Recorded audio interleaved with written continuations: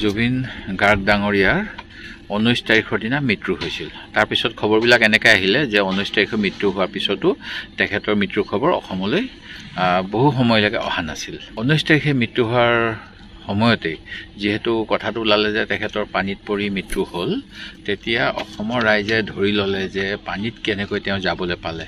কাৰণ অসমৰ সকলো মানুহে জানে জুবিন গাৰ্গৰ পানী আৰু জুইৰ পৰা আঁতৰত থাকিবলৈ নেমকেয়াৰ হস্পিটেলৰ চিকিৎসক ডাক্তৰ হিতেশ বৰুৱা ডাঙৰীয়াই তেখেতক বহু কেইবাৰ পৰামৰ্শ দিছিল।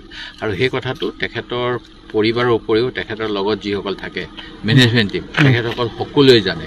তেনেস্থলত জুবিন গাৰ্গ ডাঙৰীয়া কেনেকৈ পানীৰ ওচৰলৈ যাবলৈ পালে সেই প্ৰশ্নটো আহিলে।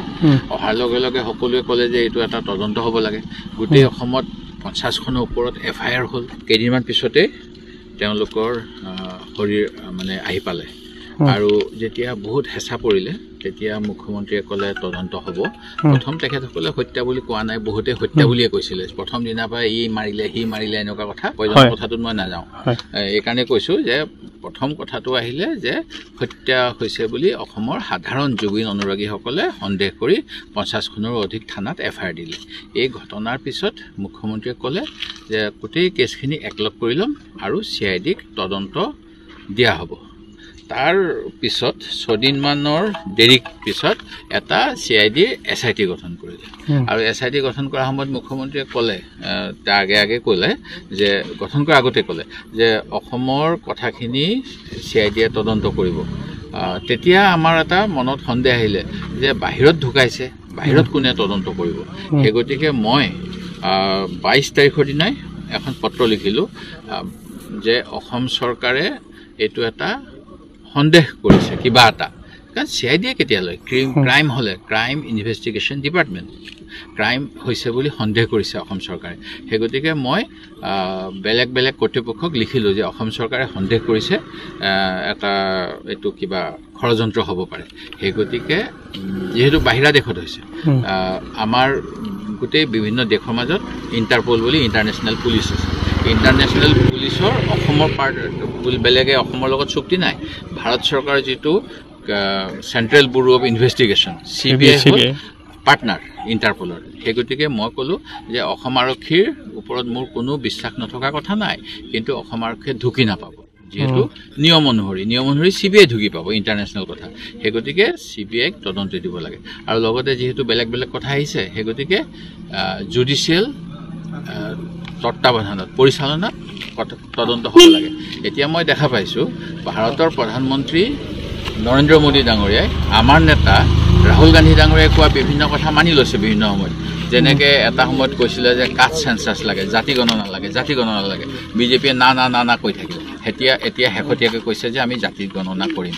ঠিক তেনেকৈ আকৌ আমাৰ নেতা ৰাহুল গান্ধীয়ে কৈ আছিলে যে গব্বৰ সিং টেক্স লগাইছে, GSTটো গব্বৰ সিং টেক্স। তেতিয়া সিহঁতি মানি লোৱা নাছিলে। এতিয়া বহুত দেৰিকৈ মানি ল'লে যে GST হয় শুদ্ধ কৰিব লাগে। এতিয়া অসমৰ মুখ্যমন্ত্ৰীয়েও মই যিকেইটা কথা কৈছিলোঁ 22 তাৰিখৰ পৰা সেইকেইটা এটা এটাকৈ মানি লৈছে। মই দেখা পাইছোঁ প্ৰথম তেখেতে কৈছিলে CID এনকুৱাৰী কৰিব। মই কৈছিলোঁ CIDক সহায় কৰিবলৈ CBI লাগে। সেই গতিকে তেখেতে CBI এনকুৱাৰী দিয়া হ'ব বুলি ক'লে। তাৰপিছত মই কৈছিলোঁ যে জুডিচিয়েল এজন গুৱাহাটী হাইকোৰ্টৰ চিটিং বা ৰিটায়াৰ্ড জাজৰ যোগেদি তেওঁলোকৰ ছুপাৰভাইজনত CIDয়ে তদন্ত কৰক।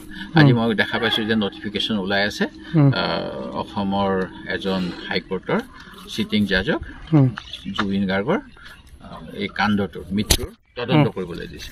ইয়াৰ অৰ্থ মই এনেকৈ দেখিছোঁ যে যেনেকৈ আমাৰ নেতা ৰাহুল গান্ধীৰ কথাখিনি প্ৰধানমন্ত্ৰী মোদী ডাঙৰীয়াই শুনি আছে, আমাৰ বিৰোধীৰ কথাখিনিও এতিয়া মুখ্যমন্ত্ৰী হিমন্ত বিশ্ব ডাঙৰীয়াই শুনি আছে। আৰু আমি ৰাইজৰ কথা মতে কৈ আছোঁ যে 26 চনত চৰকাৰ পৰিৱৰ্তন হ'ব, বিজেপি নাথাকে। মই ভাবোঁ সেই কথাটো হিমন্ত বিশ্ব ডাঙৰীয়াই গম পাইছে আৰু ৰাইজে বিচাৰিব সেইটো। আৰু এই ক্ষেত্ৰত মই এইবিলাক কথা কোৱাৰ কাৰণ আছিল কেইবাটাও কাৰণ।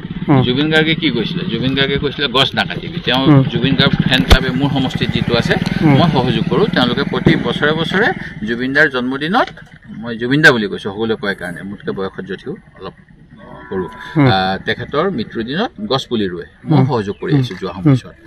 ঠিক তেনেকৈ অন্য সমাজ সেৱা কাম কৰে। যেতিয়া জুবিন গাৰ্গৰ মৃত্যুৰ এদিন পিছতেই গুৱাহাটী হাইকোৰ্টৰ ওচৰত গছ কাটিলে অসম চৰকাৰে আকৌ তেনেকৈ জুবিন গাৰ্গে কৈছিলে অকল চাউল দি পেলাই সমস্যা সমাধান হ'ব আমিও কওঁ যে মুখ্যমন্ত্ৰী মহোদয়ে নিজে কৈছিলে যে মাছ খাবলৈ নহয় মাছ ধৰিবলৈ শিকাম কিন্তু এতিয়া খাবলৈ বজাৰৰ পৰা কিনি আনি খাবলৈ 1200 টকা দি আছে এইটো এটা কথা ঠিক তেনেকৈ তেখেতে কৈ আছিল যে কা নামানো এতিয়াতো কাতকৈ ভয়ংকৰ ব্যৱস্থা আহিছিলে 2024 চনলৈকে অহাবিলাকক বোলে থাকিবলৈ দিব আৰু জুবিন গাৰ্গে কি কৈছিলে মোৰ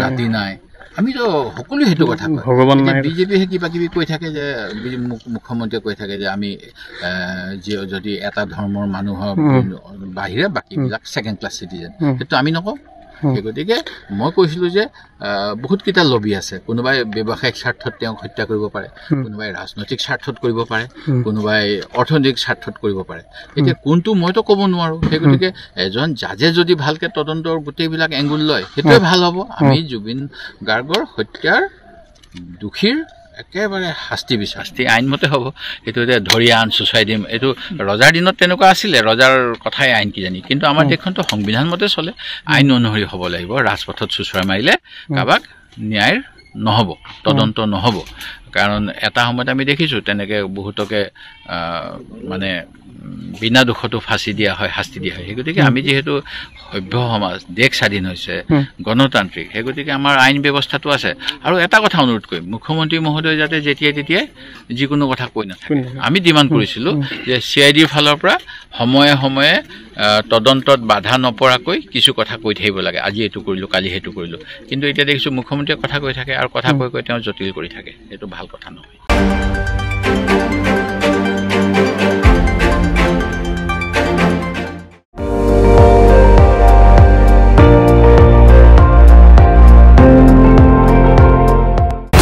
আপুনি চাই আছে ND24 সৰ্বশ্ৰেষ্ঠ নহয় সৰ্বোত্তমৰ দৌৰত